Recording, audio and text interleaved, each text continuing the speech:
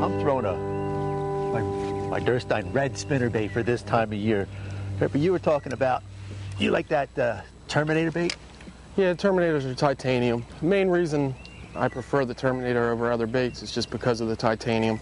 Your old standard spinner baits now, every time you catch a fish, the wire would be bent, bait start to roll. You know, you don't have to tune these baits. They stay exactly the same. You can catch 100 fish on them and they run the same way as they did when you took them out of the package. That's just my personal preference. I like the titanium, but spinner baits, all different types catch fish. I think one of the things people miss out on, the biggest question I get when I'm talking to somebody about spinner baits is, I threw my spinner bait all day and couldn't catch any. What color do you throw? Colors can be important, but most of the time people spend way too much time worrying about the color when the blades, the hardware on the bait itself is actually more important than any color you're going to throw. I mean, you always want to match your blade to the time of year, the water temperature, especially the water color. Like time of year we're fishing right now, the water's pretty cold, hasn't really warmed up. We're still waiting for those warm days in early spring, and that's when you really want to use round blades. Colorado blade, that's going to have your most vibration. I'm using an Oklahoma, which it's round, but it has a little bit more flash than your rounder, but it still gives you the vibration of the Colorado. And then summertime, that's when you want to move more to your willow leaf blades. They have a lot more flash, but not as much vibration. And you like that gold color? Gold or silver. I mean, around here in the lakes and rivers in Delaware, golden shiners, or some people call them millroach. That's the main forage, so they're all gold. But if I'm fishing a lake out in the Midwest or sometimes down south where shad is really what the bass are eating, I'll go with the silver. But your colors, you can basically stick with the same basic colors. 90% of the time, a bass that's over 12 inches is eating a fish. So you just want to look at the fish that are in your lake. Whites, sometimes the chartreuse and white chartreuse kind of looks white to them under the water. If the water's really muddy, you'll go with the black.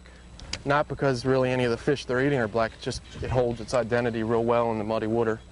I mean, there's about, same thing with worms really, there's about 4 or 5 basic colors, and except under some strange circumstance on some lake where that's the only color they'll hit, most of the time that's all you use. Shad, bluegills. Sometimes in the spring, like the bait you're throwing, the red. They like that can resemble. I think like this bait is just my springtime bait. Red is a great color. I mean, you'll see later today, hopefully we'll catch some fish on a red rattle trap. That's one of your best colors that you can throw. Sometimes I think they believe it's crayfish, and other times I think the red made it just look like a sunfish or a perch. You know?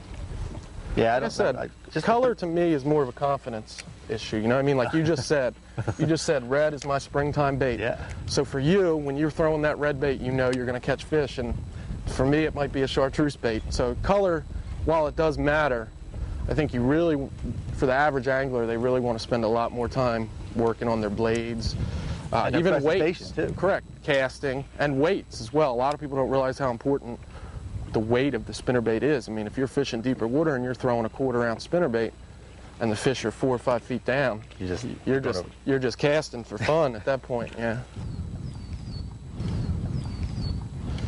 All right, what we're fishing here, this is a classic springtime spot. You can find something like this pretty much on any lake you're going to fish anywhere. What we have here is this is one of our major spawning creeks.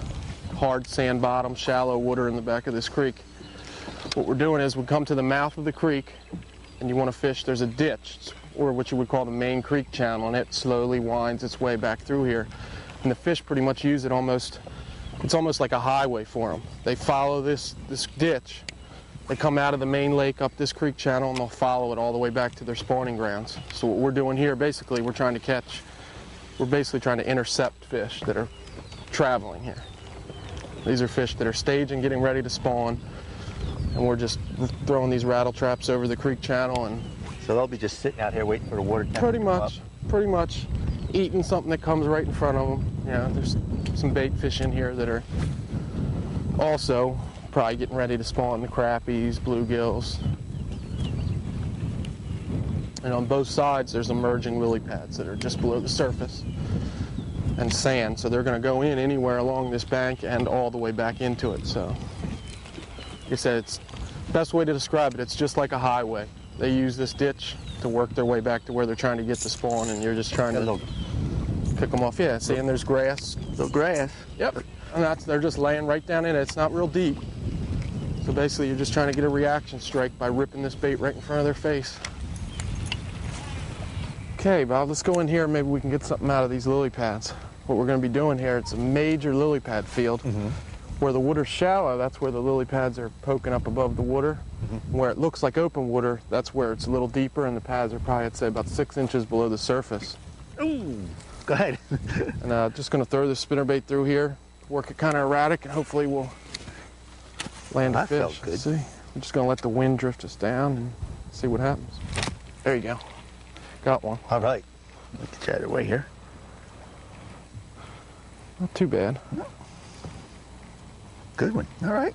There we go. Right through the pads. Smack that Terminator spinnerbait here in the pads. Yeah. Just like earlier, get that Terminator right into those lily pads, and There you go. not huge, but healthy fish. Take him in a tournament. You anytime. betcha. I would take them in a tournament any day, my friend. Not bad. Let that one go. I'd like to have him as a call, but Yeah.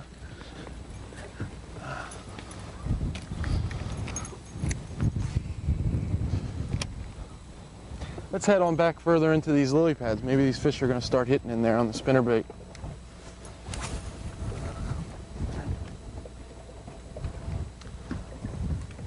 One of the best lures you can use when there's a heavy wind like this is a spinnerbait. You just throw it out and start cranking, cover as much water as you can.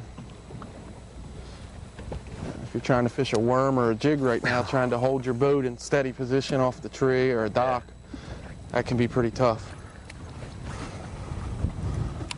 yeah. And the other thing with that is that these spinnerbaits are just weedless in a sense. You can rip them through the pads. Yeah, if they do end up getting some grass on them, just jerk your rod, and most of the time it comes through. Hit you in the back. Either side. It'd be pretty much on any side here. Just working a giant lily pad field, and fish could be behind you, front of you, side of you. That's true with the lily pad thing. You just got to keep moving around it, or Yep. over top of it, sideways. Different angles can Yeah. be. And a lot of times what it is when the fish hits, you just don't really realize it because you can't tell, is it's a little channel where it's a little bit deeper, and that's how they make their way through these lily pad fields. Bass in general, any type of cover they're in, they always want to root. They don't, they generally don't like to just go any direction, swimming, haphazardly through something. They have little channel where it's a little deeper, and that helps them get where they need to get. Yeah, this is like an oasis for them in these pad fields because they don't like to be out in that open stuff. Well, it gives them cover, gives them shade at the right time when that's what they want. Most importantly, it draws the bait fish, draws all the bugs, which draw the bait fish, and then the bass come looking for the bait fish. And it's a great ambush spot. I mean, they can just back themselves under one of these pads and sit and wait, and hopefully they're waiting for our spinnerbait to come burning by, and they jump out and pounce on it. Get them. That fish was fighting hard. It's one thing about these fish. It's like, no matter how big they are, they fight like they're huge. Oh my God. Yeah, that fish took you around the boat. Yep, I told you they fight hard here.